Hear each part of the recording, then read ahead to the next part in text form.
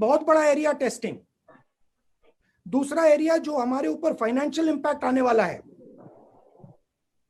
उसके बारे में हम क्या कर रहे हैं, तीसरा एरिया जो फूड शॉर्टेज आने वाली है उस पर हमारी स्ट्रेटेजी क्या है, चौथा हमारा जो स्मॉल एंड मीडियम बिजनेसेस जो हैं, जो हमारे 40% रोजगार देते हैं देश में, उनके लिए हमारा प्रोटेक्शन प्लान क्या है। मुझे नहीं लगता कि बाकी देश हिंदुस्तान जितने कॉम्प्लिकेटेड हैं, हिंदुस्तान जितने बड़े हैं, तो हमें इन चीजों को प्रोएक्टिवली अपफ्रंट सोचना पड़ेगा और एक्शन करना पड़ेगा। ब्लंट इंस्ट्रूमेंट्स ना यूज करें, न्यूआंस तरीके से स्ट्रेटेजिकली काम करें। आइडिया है कि भाई लॉकडाउन हो गया तो बात बन गई, नहीं, लॉकडाउन हुआ तो बात नहीं बनी है, बात पोस्टपोन हुई है। तो रिसोर्सेज को इफेक्टिवली यूटिलाइज कीजिए, रिसोर्सेज को स्टेट्स के हाथ में दीजिए, जीएसटी जो स्टेट्स को देना है वो दीजिए, चीफ मिनिस्टर्स और डिस्ट्रिक्ट्स से खुलकर कम्युनिकेशन कीजिए कि जिस प्रकार से पैसा पहुंचना चाहिए, जिस स्पीड से पहुंचना चाहिए, वो नहीं पहुंच रहा है। मैं आपको 2-3 उदाहरण देता हूं। कोरोना से लड़ने के लिए आपको 2-3 स्ट्रेटेजिक चीजें एकदम करनी पड़ेंगी। दो फ्लैंक्स पे एक्शन चल रहा है, एक हेल्थ केयर मेडिकल, दूसरा इकोनॉमिक। थोड़ी सी मैं इकोनॉमिक स्फीयर की बात करता हूं। फूड शॉर्टेज आएगी, आने वाली है। आपके पास गोदाम में फूड सप्लाई है, उसको आप दीजिए, एकदम आप गरीब लोगों को फूड सप्लाई देना शुरू कीजिए। बहुत सारे गरीब लोग हैं जिनके पास राशन कार्ड नहीं है, उनको भी इंक्लूड कीजिए। तो फूड का एक सेफ्टी नेट तैयार कीजिए। न्याय योजना, डायरेक्ट पैसा 20% सबसे गरीब लोगों के बैंक अकाउंट में डालिए। ये जो लड़ाई है ये अभी शुरू हुई है, इसमें आज विक्ट्री डिक्लेयर करना बहुत गलत काम होगा, क्योंकि ये लंबी लड़ाई है और इस लड़ाई को सिस्टमैटिकली आस्ते आस्ते लड़ना पड़ेगा।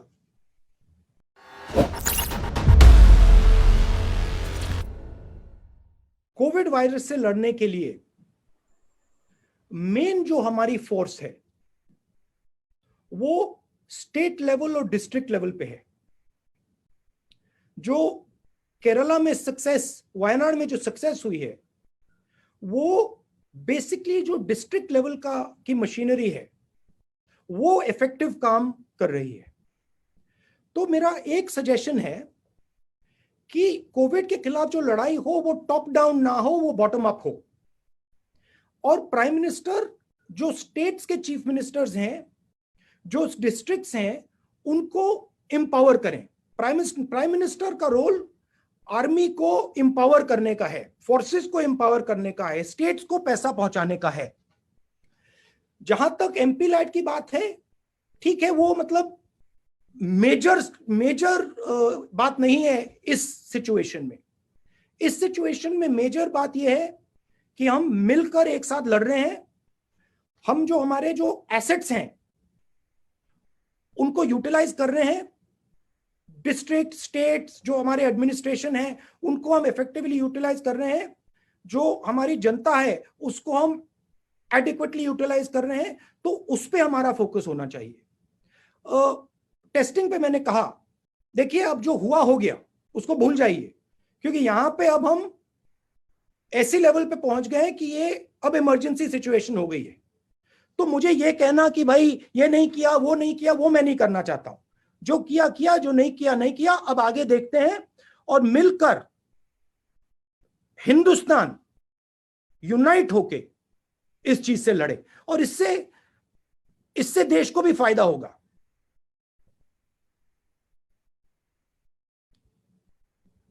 मगर मेरा मेन सुझाव ब्लंट इंस्ट्रूमेंट्स ना यूज करें, न्यूआंस तरीके से स्ट्रेटेजिकली काम करें। आइडिया है कि भाई लॉकडाउन हो गया तो बात बन गई, नहीं, लॉकडाउन हुआ तो बात नहीं बनी है, बात पोस्टपोन हुई है। तो रिसोर्सेज को इफेक्टिवली यूटिलाइज कीजिए, रिसोर्सेज को स्टेट्स के हाथ में दीजिए, जीएसटी जो स्टेट्स को देना है वो दीजिए, चीफ मिनिस्टर्स और डिस्ट्रिक्ट्स से खुलकर कम्युनिकेशन कीजिए, उनको जो उनकी जो डिमांड्स हैं उनको एक्शन कीजिए। तो ये डायरेक्शन की जरूरत है। सर मेरा सवाल ये है कि आपने 12 तारीख को ही आगाह कर दिया था, उसके बाद भी सरकार कदम नहीं उठा पाई है। तो हालांकि आपने कहा कुछ बोलेंगे नहीं, लेकिन लगता है कि जो 1,07,000 करोड़ 70,000 करोड़ का पैकेज है वो पर्याप्त है राज्यों के लिए जो दिया गया है कोरोना से लड़ने के लिए? कि जिस प्रकार से पैसा पहुंचना चाहिए, जिस स्पीड से पहुंचना चाहिए, वो नहीं पहुंच रहा है। मैं आपको 2-3 उदाहरण देता हूं। कोरोना से लड़ने के लिए आपको 2-3 स्ट्रेटेजिक चीजें एकदम करनी पड़ेंगी। दो फ्लैंक्स पे एक्शन चल रहा है, एक हेल्थ केयर मेडिकल, दूसरा इकोनॉमिक। थोड़ी सी मैं इकोनॉमिक स्फीयर की बात करता हूं। फूड शॉर्टेज आएगी, आने वाली है। आपके पास गोदाम में फूड सप्लाई है, उसको आप दीजिए। एकदम आप गरीब लोगों को फूड सप्लाई देना शुरू कीजिए। बहुत सारे गरीब लोग हैं जिनके पास राशन कार्ड नहीं है, उनको भी इंक्लूड कीजिए। तो फूड का एक सेफ्टी नेट तैयार कीजिए। न्याय योजना, डायरेक्ट पैसा 20% सबसे गरीब लोगों के बैंक अकाउंट में डालिए, प्रीएम्प्टिवली कीजिए। क्योंकि ये जो हमारी सबसे गरीब लोग हैं, जो वीकर सेक्शंस हैं, जो मैन्युअल लेबरर्स हैं, इनको प्रॉब्लम आएगी, आ गई है और आएगी। तो प्रीएम्प्टिवली फूड नेट बनाइए। मिनिमम न्याय योजना नाम मत यूज कीजिए, कोई और नाम दे दीजिए, बट मिनिमम फाइनेंशियल नेट तैयार कीजिए। बेरोजगारी आने वाली है, शुरू हो गई है और जबरदस्त तरीके से लोग बेरोजगार होंगे। ठीक है, सेंट्रल जो रोजगार देते हैं कौन है? SME, small and medium industry. उनके लिए आप एक डिफेंसिव पैकेज तैयार कीजिए, उनको प्रोटेक्ट करने का पैकेज तैयार कीजिए। हमारी ऐसी कंपनीज हैं जो कनेक्टेड कंपनीज हैं, स्ट्रेटेजिक कंपनीज हैं, बड़ी कंपनीज हो सकती हैं, उनके लिए आप प्रोटेक्शन तैयार कीजिए। तो ये हुई इकोनॉमिक साइड पे। अब डिजीज साइड पे आप लॉकडाउन के बाद आपकी एग्जिट स्ट्रेटेजी क्या होगी, आपकी टेस्टिंग स्ट्रेटेजी क्या होगी, आपकी मेडिकल स्ट्रेटेजी क्या होगी, आप पीएचसीज को, हॉस्पिटल्स को रैंप अप कैसे करोगे? क्योंकि आपको वो लॉकडाउन खुलने से पहले करना पड़ेगा, क्योंकि लॉकडाउन के बाद डिजीज का अपटेक होगा, डिजीज बढ़ना शुरू हो जाएगी, तो आपको अग्रेसिवली उसको काउंटरैक्ट करना पड़ेगा। तो मैं कह रहा हूं कि ये डिलेड एक्शन नहीं होना चाहिए, ये इमीडिएट एक्शन होना चाहिए। मुझे काफी दुख हो रहा है कि आज तक जो फूड सप्लाई हमारा गोदाम में है वो लोगों के हाथ में नहीं पहुंचा है। मुझे थोड़ा डिस्कंफर्ट हो रहा है कि जो हमारी स्मॉल एंड मीडियम इंडस्ट्रीज हैं उनको आज मालूम हो जाना चाहिए कि उनके लिए क्या किया जा रहा है, क्योंकि ये अब नेशनल इशू है, सिक्योरिटी इशू है। जी, एक छोटा सा सवाल मेरा ये था कि पिछला जो राष्ट्र के नाम संबोधन था प्रधानमंत्री जी का, उसमें उन्होंने कहा कि इस महामारी को किसी दूसरे देश से तुलना तो नहीं करनी चाहिए हमें, लेकिन फिर भी भारत अन्य देशों की अपेक्षा सही स्थिति में है, ठीक स्थिति में है, बेहतर स्थिति में है। क्या आपको लगता है कि जो भारत सरकार जो भी कदम उठा रही है वो पर्याप्त है और वो संतुष्ट होने लायक है आपको? देखिए, इसमें बाकी देश जो कर रहे हैं और हम जो कर रहे हैं, मुझे फ्रैंकली बाकी देशों के ऊपर वरी नहीं है। मैं जो हिंदुस्तान कर रहा हूं उसमें इंटरेस्टेड हूं, और मैंने कहा कि काफी एरियाज हैं जिन पर हमें सोचना है, जहां हमें सवालों के जवाब नहीं मिले हैं। एक बहुत बड़ा एरिया टेस्टिंग, दूसरा एरिया जो हमारे ऊपर फाइनेंशियल इंपैक्ट आने वाला है उसके बारे में हम क्या कर रहे हैं, तीसरा एरिया जो फूड शॉर्टेज आने वाली है उस पर हमारी स्ट्रेटेजी क्या है, चौथा हमारा जो स्मॉल एंड मीडियम बिजनेसेस जो हैं, जो हमारे 40% रोजगार देते हैं देश में, उनके लिए हमारा प्रोटेक्शन प्लान क्या है। मुझे नहीं लगता कि बाकी देश हिंदुस्तान जितने कॉम्प्लिकेटेड हैं, हिंदुस्तान जितने बड़े हैं, तो हमें इन चीजों को प्रोएक्टिवली अपफ्रंट सोचना पड़ेगा और एक्शन करना पड़ेगा। ये तो ये अगर देखिए, ये जो लड़ाई है ये अभी शुरू हुई है, इसमें आज विक्ट्री डिक्लेयर करना बहुत गलत काम होगा, क्योंकि ये लंबी लड़ाई है और इस लड़ाई को सिस्टमैटिकली आस्ते आस्ते लड़ना पड़ेगा। राहुल जी, लगातार आप टेस्टिंग पर स्ट्रेस दे रहे हैं। आपने कहा टेस्टिंग टेस्टिंग टेस्टिंग और टेस्टिंग होनी चाहिए, ये प्रधानमंत्री भी कह रहे हैं। रैपिड टेस्टिंग किट लगातार उनका शेड्यूल 3 से 4 बारी डिले हुआ है और आखिरकार चाइना से कंसाइनमेंट आज पहुंचने वाला है, जो कि एक बड़ी भूमिका अदा कर सकता था इस लड़ाई में। उधर चीन से जो सामान आ रहा है, चाहे प्रोटेक्शन गियर्स भी हो, वो बहुत खराब क्वालिटी के आए हैं और रिजेक्ट भी किए गए सरकार द्वारा। मेरा सवाल सीधा है कि आपको लगता है फेलियर कहाँ है, चीन की भूमिका में है या सरकार की भूमिका में? और दूसरा, लगातार गैर भाजपा शासित राज्य ये आरोप लगा रहे हैं कि टेस्टिंग किट को लेकर उनके साथ भेदभाव किया जा रहा है, चाहे वो महाराष्ट्र हो या बाकी राज्य हो, और उनको कम मिल रहे हैं टेस्टिंग किट। तो इस पे मुझे जवाब चाहिए था। देखिए, एक बार डिजीज चालू हो गई तो ऑब्वियसली सब देशों ने अपनी जो टेस्टिंग किट्स मंगानी थी वो मंगानी शुरू हो गई। तो आज टेस्टिंग किट्स का जो सप्लाई है वो लिमिटेड है, वो रियलिटी है। अमेरिका भी टेस्टिंग किट्स चाहता है, यूरोप भी टेस्टिंग किट्स चाहता है, सब देश टेस्टिंग किट्स चाहते हैं। उस सिचुएशन में हिंदुस्तान के हाथ में टेस्टिंग किट्स नहीं पड़ रही हैं। जो आप रैपिड टेस्टिंग किट्स की बात कर रहे हैं वो भी मिनिस्क्यूल नंबर ऑफ किट्स हैं। तो हमें कोई ना कोई तरीका निकालना पड़ेगा। अब ठीक है, अब हम यहां हैं, अब मैं ये नहीं कहना चाहता हूं कि भाई इसलिए यहां है, क्यों यहां है, मगर कोई ना कोई तरकीब तो निकालनी पड़ेगी कि हम टेस्टिंग एट स्केल कर पाए। क्योंकि अगर आप कोविड से लड़ना चाहते हैं, बिना टेस्टिंग एट स्केल आप लड़ ही नहीं सकते। आपको यही नहीं मालूम होगा कहां है बीमारी, कहां है। मान लो आपने हॉटस्पॉट एरियाज बना दिए और नॉन हॉटस्पॉट एरियाज बना दिए। अगर आप नॉन हॉटस्पॉट एरियाज में टेस्ट ही नहीं कर पा रहे तो आपको मालूम ही नहीं कि वो हॉटस्पॉट कब हो जाएगा। तो अगर आप एक ग्रेजुएटेड स्ट्रेटेजी चाहते हैं तो आपको टेस्टिंग की तो जरूरत ही है, क्रिटिकल है। अब मैं ये नहीं कहना चाहता हूं कि क्यों नहीं हुआ है, मैं ये कहना चाहता हूं कि आज से पूरा दम लगा के पूरा हिंदुस्तान टेस्टिंग तेजी से करे। और टेस्टिंग के प्रॉक्सीज भी हो सकते हैं। तो सिर्फ टेस्टिंग किट ही नहीं है, और तरीके भी हो सकते हैं, मगर स्ट्रेटेजिकली करना है। सिंपल तरीके से नहीं होगा कि भाई स्ट्रेटेजिकली सोचकर। Testing is our main weapon against the virus. It is a strategic weapon. It has to be used like a strategic weapon. Currently, as I said, we are chasing the virus. किसी को virus हुआ, हमने test किया, फिर हम उसके पीछे दौड़ रहे हैं। बिना रैंडम टेस्टिंग आप वायरस के पीछे ही दौड़ते रहोगे और वायरस आपके आगे निकलता जाएगा। जब आप रैंडम टेस्टिंग करोगे तो आप वायरस को रोक पाओगे।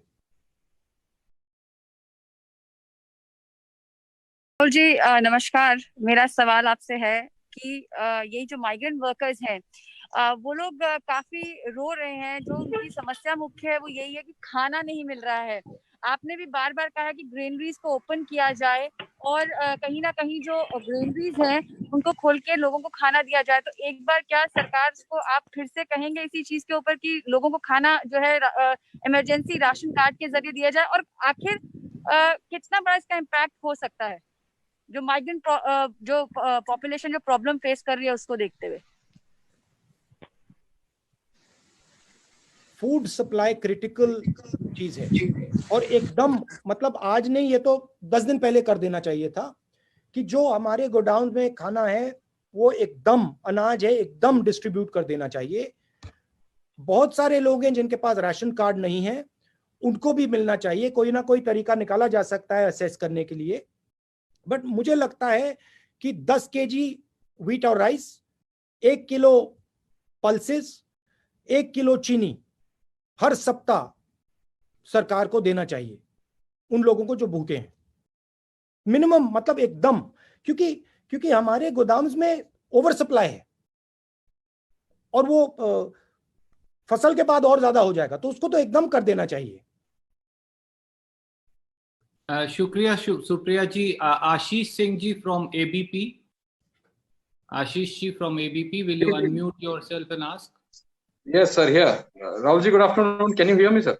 I can hear you. What color shirt are you wearing? So this is like a check pattern. Do you like it? First, let me see it. He's wearing a mask. So the fact that you have taken note, I take that as a compliment.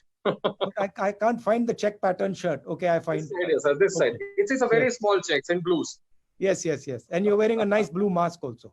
Thank you very much, sir. This is a designer mask gifted to me by a friend. Thank you very much. Yeah. Thank you.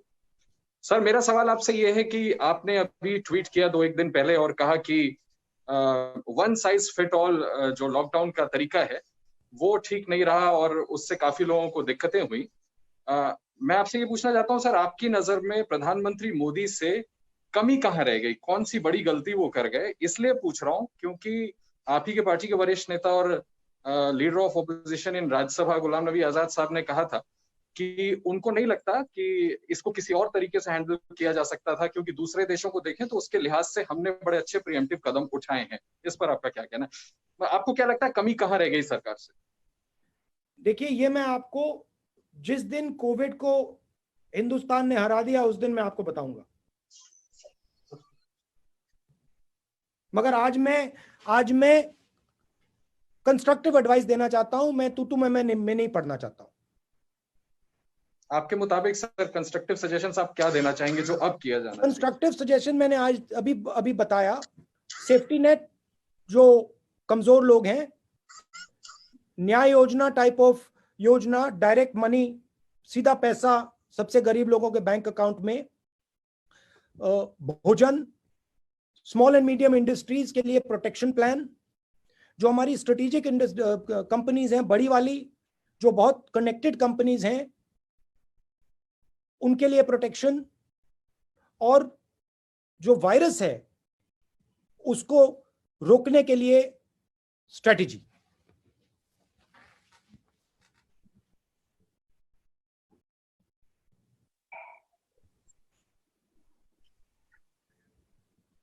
इसमें go ahead sir. इसमें declaration of victory नहीं करनी है क्योंकि ये लंबी लड़ाई है। इसमें सबको मिलकर एक साथ लड़ना है। मैं नरेंद्र मोदी जी से बहुत चीजों में डिसएग्री कर सकता हूं, करता हूं, मगर आज लड़ने का टाइम नहीं है। आज देश के साथ, देश को एक करके वायरस से लड़ने का टाइम है।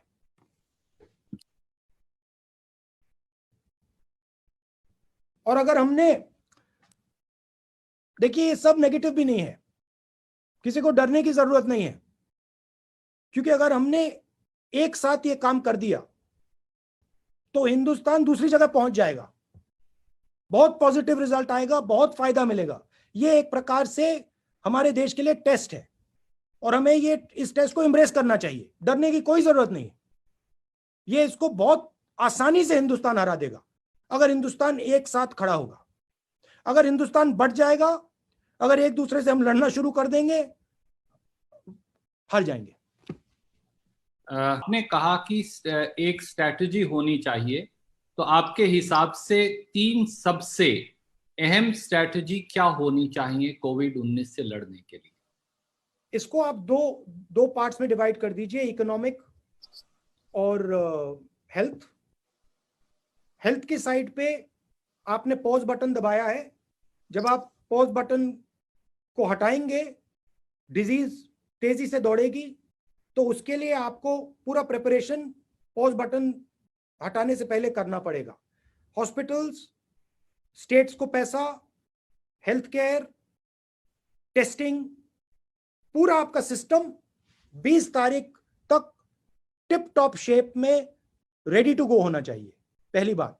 दूसरी तरफ फाइनेंशियल प्रोटेक्शन, गरीब लोगों के लिए सेफ्टी नेट, आधार जैसा सिस्टम जहां हम सबसे गरीब लोगों के बैंक अकाउंट में सीधा पैसा डालें, फूड सिक्योरिटी का सिस्टम, जो हमारा अनाज पड़ा हुआ है उसको डिस्ट्रीब्यूट करें, राशन कार्ड का मैंने पॉइंट बताया, स्मॉल मीडियम इंडस्ट्रीज को उनसे बात कीजिए और जल्दी से जल्दी उनके लिए एक फाइनेंशियल पैकेज या स्ट्रेटजी तैयार कीजिए, और जो हमारी स्ट्रेटेजिक कंपनीज हैं उनको भी कोई ना कोई आपको प्रोटेक्शन देना पड़ेगा।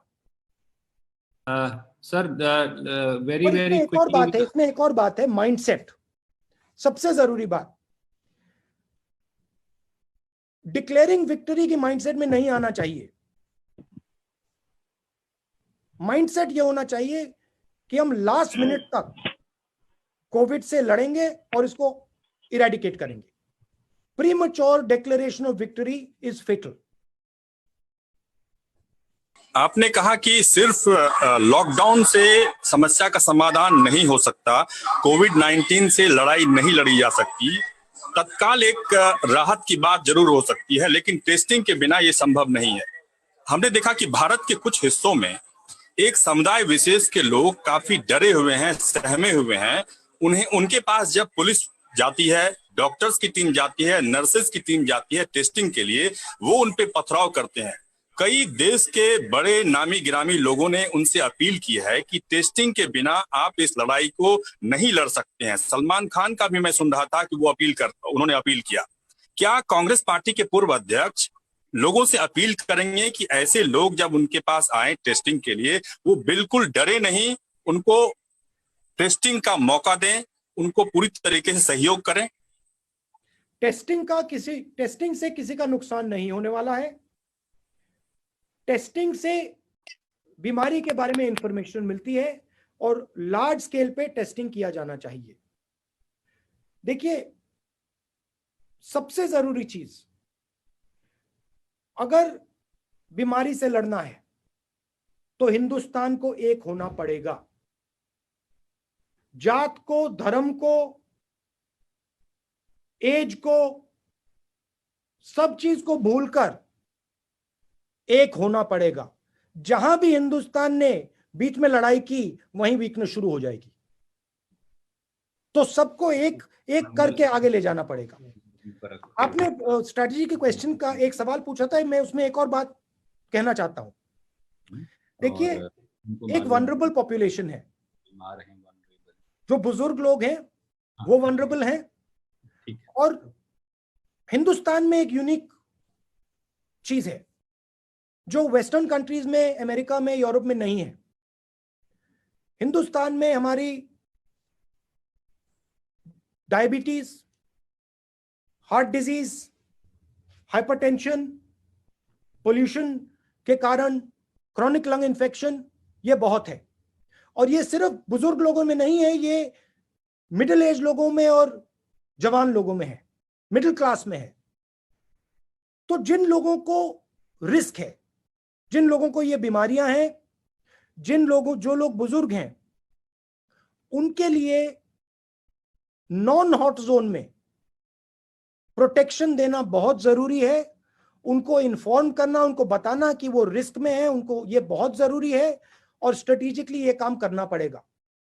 क्योंकि मुझे लगता है कि ये यूरोप और अमेरिका में बुजुर्ग लोगों की बीमारी है, मगर हिंदुस्तान में ये सिर्फ बुजुर्ग लोगों की बीमारी नहीं होगी। मुझे लगता है कि पॉसिबिलिटी है कि ये युवाओं की और मिडिल एज लोगों की भी बीमारी हो सकती है, जिनको डायबिटीज है, जिनको हाइपरटेंशन है, जिनको हार्ट डिजीज है। तो उनके लिए भी स्पेशल सोच होनी चाहिए। स्ट्रेटेजिकली हमें सोचना चाहिए कि इनको हम कैसे अलग रखेंगे। बहुत सारे लोग घरों में बंद हैं, डर लग रहा है, बेरोजगारी की बात हो रही है, लोग बेरोजगार हो रहे हैं। बहुत लोगों को डर लग रहा है कि भोजन नहीं मिलेगा। और मैं आप सबसे कहना चाहता हूं कि डरने की कोई जरूरत नहीं है। हिंदुस्तान इस वायरस को बहुत आसानी से हरा देगा, मगर हिंदुस्तान को मिलकर काम करना पड़ेगा, एक होकर काम करना पड़ेगा। वायरस हमें यही मैसेज दे रहा है, सब देशों को यह मैसेज दे रहा है, अगर हम बट गए वायरस जीत जाएगा, अगर हम एक हो गए वायरस को हम हरा देंगे। तो डरने की कोई जरूरत नहीं है, कॉन्फिडेंस से हिंदुस्तान इस वायरस को हराएगा।